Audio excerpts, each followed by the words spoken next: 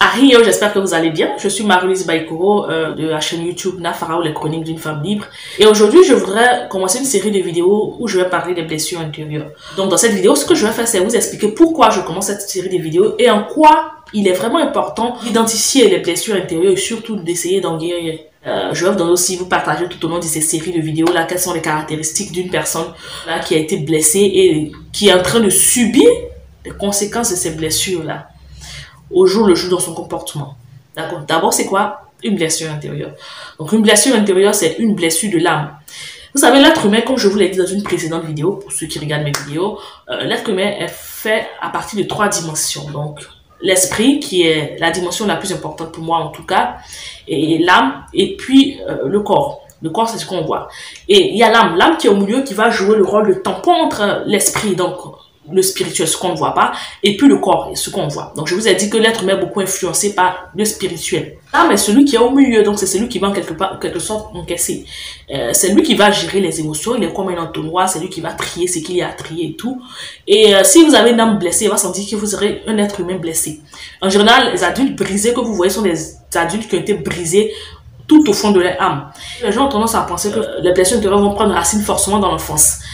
C'est pas forcément le cas. Même si en général, les blessures de l'enfance vont avoir des racines plus profondes, vous comprenez, parce que la compréhension de l'enfant n'est pas la même que la compréhension d'un adulte, mais on peut être blessé à n'importe quel moment de sa vie. Hein. On peut être blessé parce qu'on a été trahi par des amis, on peut être blessé parce que voilà, on a mis sa confiance en quelqu'un qui nous a trahi, point de vue amoureux, au niveau des sentiments, on peut être blessé parce qu'on a échoué. Comprenez, une personne qui va passer son temps à échouer, si elle n'a pas une certaine force, voilà, l'échec peut l'ancrer en elle, ce qu'on a appelé la peur de l'échec. Ça ne veut pas non plus dire que les personnes qui souffrent de blessures intérieures sont des personnes faibles. Ce sont des êtres humains. Nous sommes tous des êtres humains. Vous allez peut-être me dire, mais oui, nous sommes des êtres humains. Comment ça se fait que certains surmontent des difficultés pendant que d'autres n'y arrivent pas? Écoutez, on est tous différents. Là où vous n'allez pas subir de blessures intérieures parce que peut-être vous êtes fort, une autre personne va subir une blessure intérieure. Et là, où une autre personne ne va pas subir de blessure intérieure, vous allez subir une blessure intérieure. Par de la personne qui nous a fait mal, de la situation. Il y a plein de facteurs qu'il faut prendre en compte. Mais le plus important, c'est de ne pas se dire qu'une personne qui souffre de blessure intérieure est quelqu'un de faible. Voilà. Malheureusement, chez nous, en Afrique surtout, c'est comme ça que les choses sont vues. Tu te plains de ça, voilà, tu ne trop te plaindre, si tu es faible, tu fais sinon. Non. Nous sommes des êtres humains et c'est normal qu'on soit blessé quelque part. Et les blessures intérieures peuvent avoir un impact négatif sur notre vie d'adulte. L'enfant est le père de l'homme. Et parce que l'adulte qu'on va être influencé par ce qu'on a appris étant enfant. Donc, une personne qui n'a pas appris à aimer, ou qu'on n'a pas aimé, sera pas forcément en mesure d'aimer les autres. Ça sera assez difficile. Sauf si au cours de son évolution, elle a appris à aimer. Une personne qui a été battue dans son enfance va être une personne qui va reproduire le même schéma. Quand on est enfant, on est un peu comme une éponge, vous comprenez. Et on a tendance à absorber tout ce qu'on voit. Donc, si on voit des adultes devant nous se comporter d'une telle ou d'une telle façon, on va avoir tendance à le reproduire. Et le pire dans tout ça, c'est que parfois, on a vu nos parents faire des erreurs qu'on a critiquées. On s'est dit, moi, je ne veux pas reprendre cette même erreur-là. Et puis, patatrac, on a répété la même erreur. Pourquoi? Parce qu'on n'a pas guéri. Vous êtes par exemple une femme, je prends des exemples simples. Vous avez vu maman faire un mauvais choix d'homme. Et puis vous vous dites, moi, je ne vais pas faire ce même choix-là quand je vais grandir. Si vous n'arrivez pas à guérir de la blessure que vous avez subie, du choc, du traumatisme que vous avez subi, on voit papa se comporter d'une certaine façon avec maman, vous risquez d'être attiré par des personnes qui ressemblent à votre père. C'est assez triste.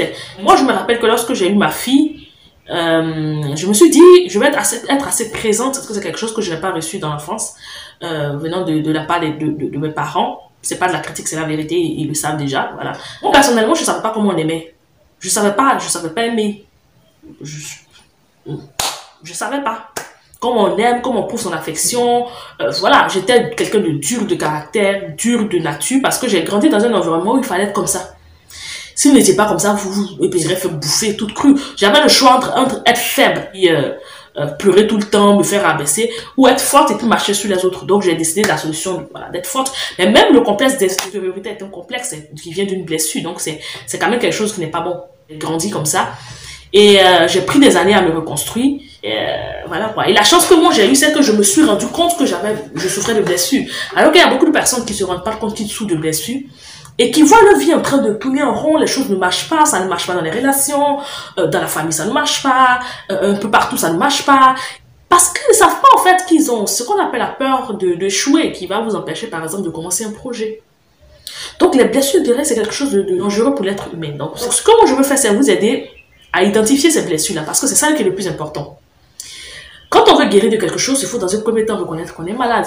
Si vous avez l'impression qu'il y a quelque chose qui ne va pas dans votre vie, ou bien vous avez l'impression que vous avez certains comportements qui ne vous sied pas, mais que vous n'arrivez pas à contrôler, ça veut dire que quelque part, il y a peut-être eu une blessure ou un couac qui a eu un impact négatif sur votre vie ou une conséquence négative pour être honnête avec soi-même. Parce que beaucoup de gens ne guérissent pas parce qu'ils n'arrivent pas à être honnêtes avec eux, vous comprenez. Ils se mentent.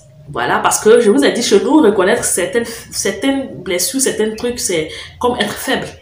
C'est un peu comme être faible. Donc, on n'arrive pas à le reconnaître. On se dit, c'est ma façon d'être. On justifie cela par le fait que, voilà, moi, je suis comme ça et tout. Ou je m'en fous si les gens m'abandonnent. Ou je m'en fous si les gens me laissent tomber et tout.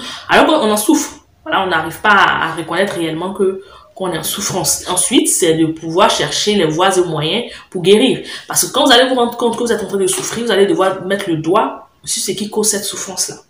Après avoir mis le doigt sur ce qui cause cette souffrance, c'est maintenant de passer un processus de guérison. Et moi, le processus de guérison que je vais vous partager, c'est celui de la guérison de l'âme au travers de la vie spirituelle, de la spiritualité. Parce que moi, c'est ma relation avec Dieu qui m'a permis de guérir, vous comprenez? Et je vais dire ce que Dieu a fait pour moi en l'espace de quelques heures ou quelques temps. Je m'en suis même pas rendu compte parce que j'ai guéri sans vraiment le savoir. Je pense qu'un psychologue l'aurait fait sur 10 ans. Vu que l'esprit de l'homme a un grand impact sur la façon dont l'âme va agir, si vous vous focalisez plus sur l'esprit et que vous allez voir que votre âme va guérir plus facilement. Pourquoi?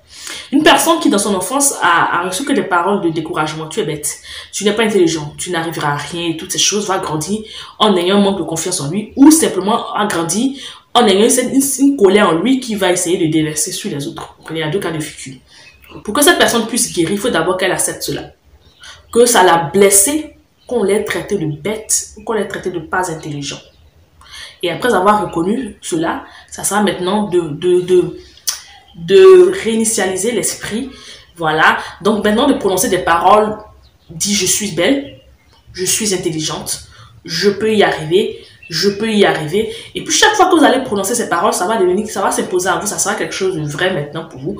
Et petit à petit, votre âme qui avait été blessé, qui avait été rempli de paroles négatives, va commencer à s'imprégner de ces paroles positives-là et ça va avoir un impact sur votre physique. Voilà, donc je vais terminer cette vidéo-là et je vais vous donner rendez-vous pour les prochaines vidéos où on va commencer à proprement dire parler de sujet de guérison intérieure. Donc pour tous ceux qui sont intéressés, n'oubliez pas de vous abonner à la chaîne et puis de partager des vidéos parce que ça peut sauver des vies.